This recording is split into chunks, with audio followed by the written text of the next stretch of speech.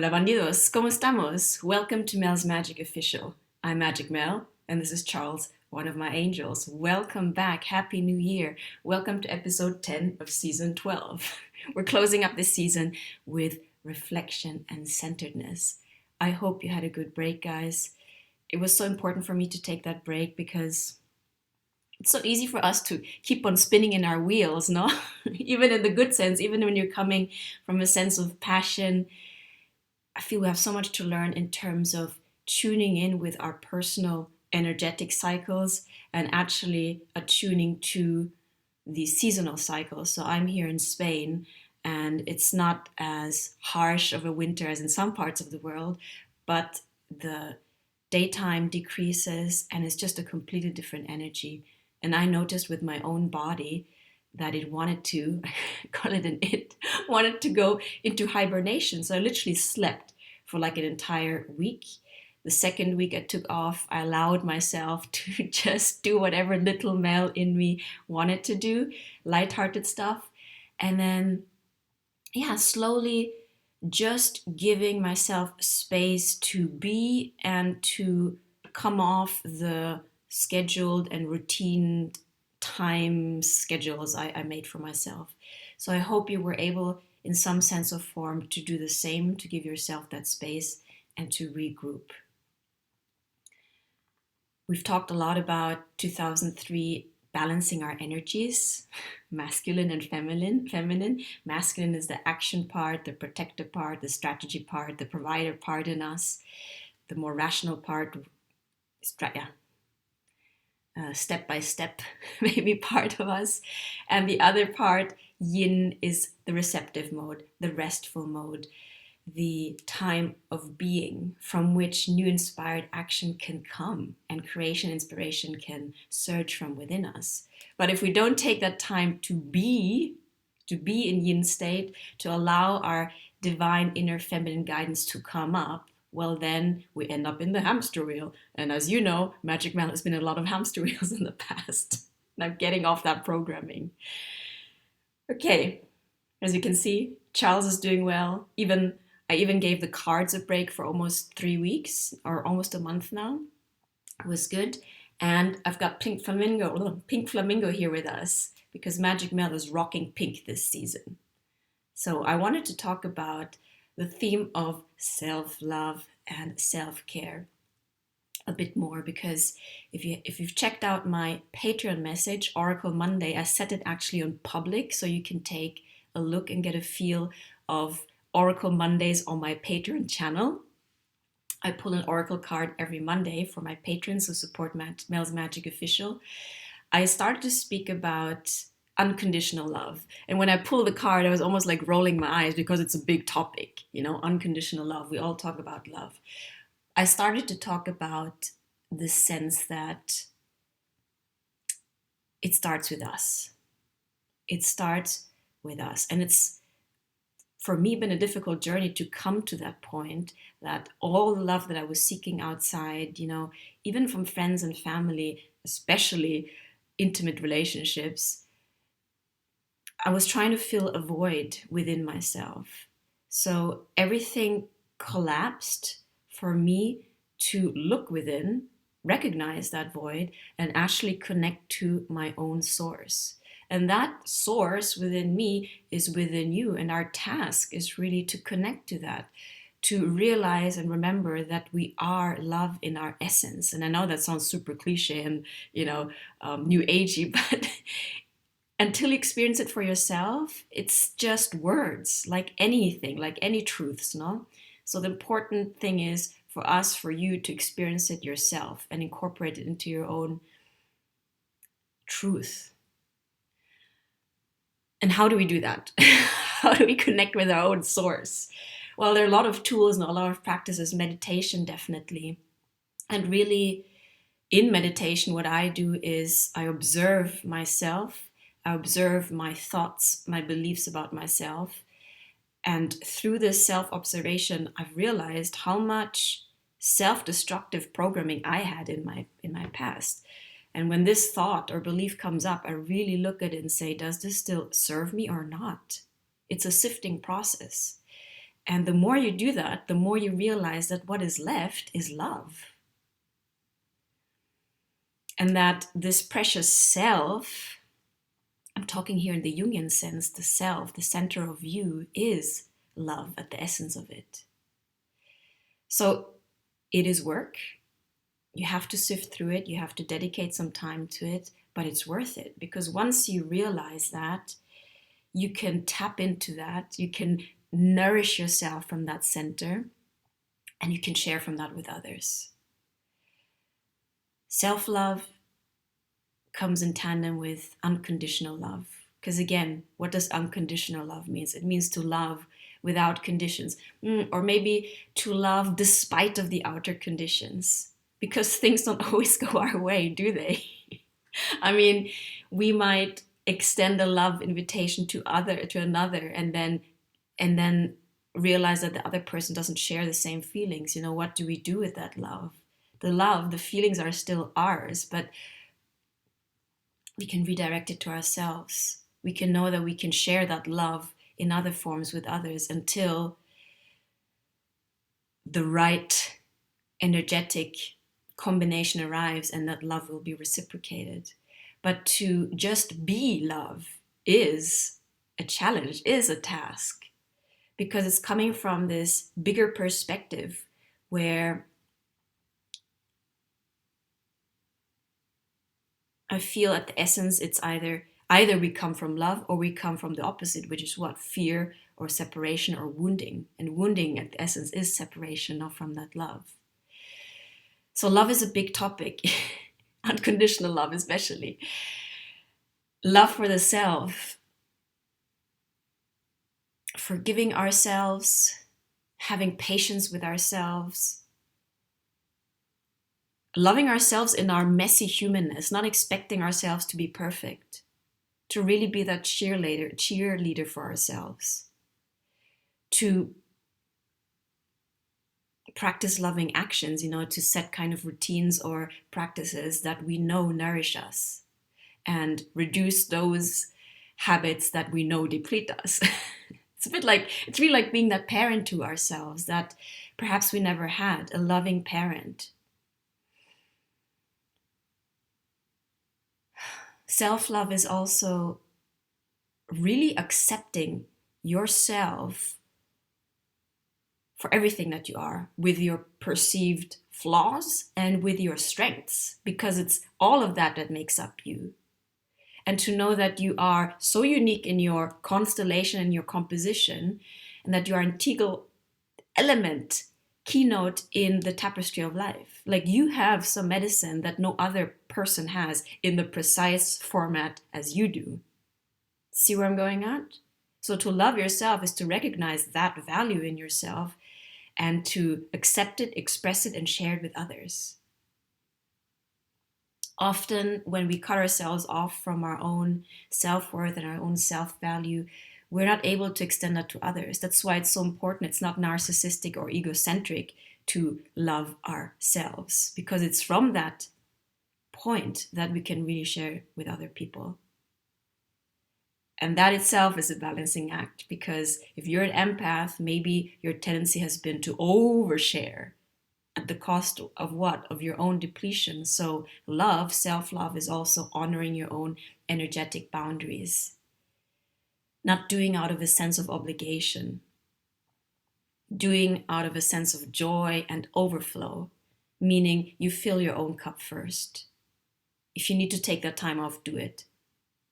Like literally putting your own needs first. Because what is in your highest is in the highest of everyone. If you are replenished, if you are resourced, then your cup overflows and you can share authentically without necessarily expecting something from the outside. It's like you are a pure expression of love and joy.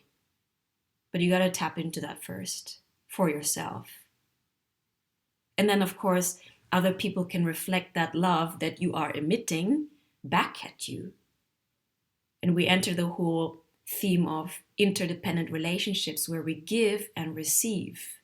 Because again, you have something, you have a strength that I don't, and I have a strength that you don't, and we complement each other, but we do not complete each other. That's something I also had to learn in the hard way. To really know that in your essence you are a complete and whole and sovereign being. This entire journey that we're all going through is there to help us remember, regroup, reclaim our sovereignty. The sovereignty to stay in our own power, to be connected to your truth, to discern what serves you, what doesn't serve you, what is distortion, what is illusion. It's a personal sifting process, but it serves you to empower yourself and to come back into your sovereignty. And again, that the essence of this sovereignty is love. And love is also, it's a joyful expression, a light-hearted expression. I've watched a few other readers, I watched Lee Harris, his energetic forecasts for the year. And I know it may seem superfluous to be joyful, but honestly, guys, do we need more suffering in the world? I think the pain and the suffering is ubiquitous. Where is the joy? If you can tap into that self-love and express yourself from that loving overflow and joy, full expression, you're like a little lighthouse, little or big lighthouse. You remind people that there is another way of being, and that perhaps that is something to strive for. That it's no longer fighting against stuff, but literally embodying, being, and creating what we want to see in the world. And that starts with ourselves. If you think about all the people you come in touch with and what chain reaction of impact can ensue from your interactions, it's tremendous. We tend to downplay the impact we have as human beings. As a human being, we just think, oh, I'm just a human being, false programming. And then what can I do? I'm just one person. Hey, look at all the big characters of history. They were one person. They had huge impact. And none of them is literally bigger than us, bigger than you. So each one of us can have a huge impact when we come from a resource state. When you are an expression of your self-love, of how you value yourself, your gifts, your talents, your energy, your focus, what you allow into your space, energetic, physical, relationship-wise. It's a huge task, self-love. That's why I rolled my eyes in the Patreon reading. But it's something worth, I wouldn't even say strive for, it's something worth embodying. So, we're starting a new year. It's important to spend time to reflect. Perhaps a question for you can be, in what ways can I increase my self-care and my self-love? In what ways am I blocking my self-love, the expression of my self-love? What does self-love mean to me? Do I even love myself? Difficult question.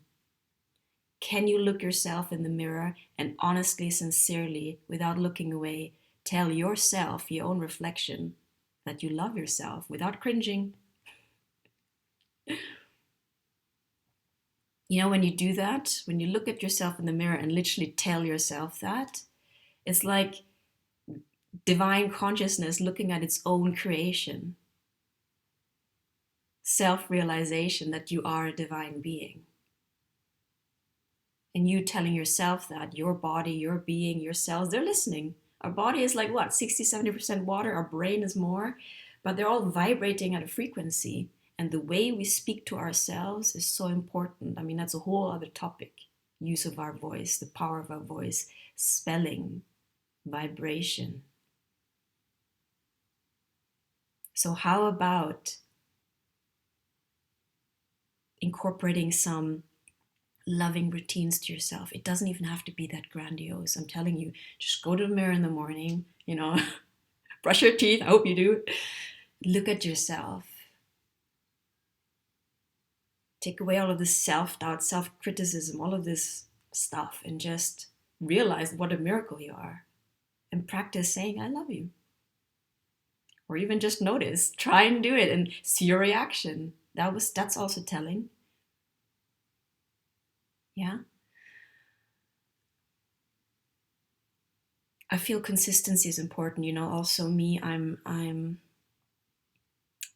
trying to, in that sense, a masculine sense, create a bit of a framework for myself. I told you that I'm going to publish these videos on Wednesday because in October I published so many videos every day, and I have so many other things to do also. I love these videos, but I'm giving myself a little bit of focus time so I can balance my energy and so that you also know when to expect me to be online. Actually, I told you I was going to record this yesterday, but talking about self-love, yesterday in the evening when I wanted to record this video, I felt quite depleted. And what is more important in that moment, I asked myself, force myself to record the video or self-care and rest? I rested, knowing that in the morning, now, Thursday, new moon in Capricorn, I would feel more energized. And for me, it's important to do these videos when my energy is there. Yeah. So self-care, yeah, also means, hey, maybe last minute change of plans, having to cancel things, having to disappoint people. Ooh, scary for us as recovering people pleasers, I know. But you come first in that sense. Nobody can take better care of yourself than you do because nobody knows your real needs than you do in the moment. It's always fluctuating, no?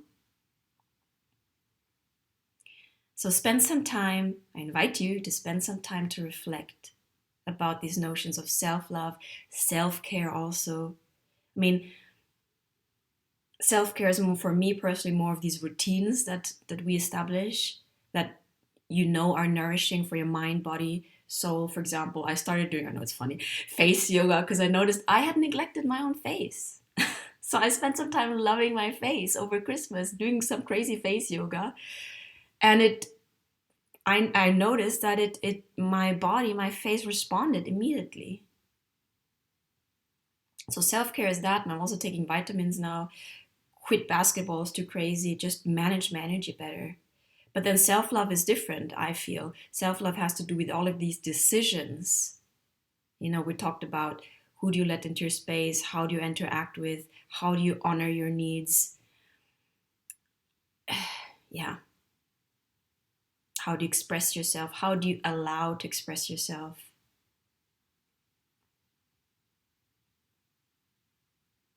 To what extent do you accept yourself, all of yourself, not just the shiny parts, but the darker parts are the ones that maybe you're not too proud of. I also spent yesterday, day before day, literally writing a few apologies or just communication to friends and people who I didn't communicate well in the past,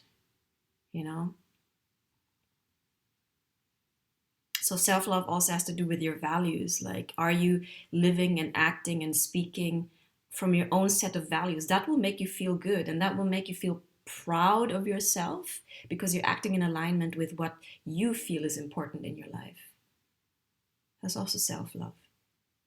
I mean, when I wrote those messages, I didn't write them to expect necessarily an answer, but for me, it was the right thing to do because it felt right. In that sense, it was self-loving.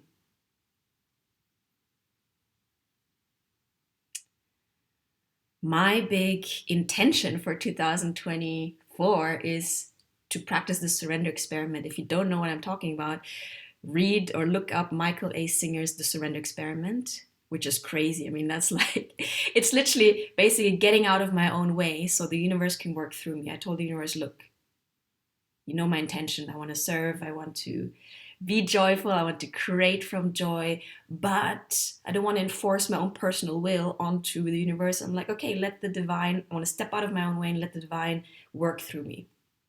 Not resist, accept what comes with full devotion and presence. And that's easier said than done. It's a practice. We practice things. And that's my personal big intention. Obviously, I have smaller ones, but that's one big one. Because yeah, I learned my lessons 2023. Fighting, struggling, resisting, it just creates suffering. A lot of our suffering comes from that, no? Surrendering is not a form of weakness. Quite to the contrary, surrendering takes courage because you have to leave behind all of your assumptions, expectations, and leap into the unknown, kind of with full vulnerability. And I'm still practicing that. It requires this trust that the universe really has your back. Although your mind wants to control things and kind of, grasp and maneuver things. But the more I practice just giving myself to the moment, then I feel things can flow through me. And in the moment, magic happens. So I've had those experiences in 2023, and I want to open myself up more to that in 2024. Yeah. So I hope this message has inspired you to do your own self-reflection. Spend some time on reflecting on the concepts of self-love and self-care and how you can put that into practice in 2024. Nothing, for me personally, nothing, nada me sirve if it's just conceptual or in the head, if we don't practice things, if we don't apply it to our lives. One little thing at a time. Maybe, don't try and do everything. Just, for example, I said surrendering. It's one thing, but it's quite a big thing. I'm going to focus on that. Yeah? So spend some time to reflect. You know your own needs. You know where you can be more allowing, more self-loving, practice more self-care. And yeah, keep track of that. Okay? Find also the support that you need. I realized I really benefit from accountability buddies and from groups where we see each other reflected, because in the end we are, I don't know what the right term is, but relational beings where we emulate what we see, for the good or for bad. So if you come in and you smile, the other person is more likely to smile. If you come in with your joyful energy, you can change the energy of a room. Yeah. So look for these co-working spaces or support groups. I'm actually giving a talk on intuition and the use of tarot cards next week. I'm going to post information in my community board here. So if you want to attend, I invite you. And I'm going to set up various things. Just stay tuned, okay? If you vibe with me, stay tuned. I'm going to post the updates in the community board. But for now, for this message, for episode 10, I'll leave you with these reflections, prompts for reflections. And I'm going to pull your new moon in Capricorn reading right after this one, together with Charles. And I got to give this little dude, I love flamingos, a name. Maybe for episode 11, I have the name, okay? See you right after this one. Bandidos. And remember, sign up to my Patreon. You get Oracle Monday card readings and TGIF, thank God it's Friday, energy updates weekly, okay? So check it out. And if you want to contact me, you got the details in the description box below. I love you, I appreciate you, and let's roll into 2004 centered, self-love, and with a sense of joy. Ciao. See you next episode.